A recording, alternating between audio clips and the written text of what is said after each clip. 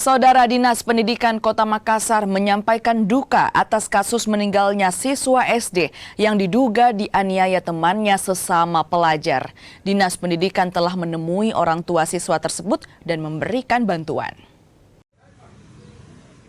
Dinas Pendidikan Kota Makassar memberi perhatian atas kasus meninggalnya siswa kelas 6 SD Muhammad Raja Afnan. Dinas Pendidikan bahkan telah menemui keluarga korban dan juga memberikan bantuan.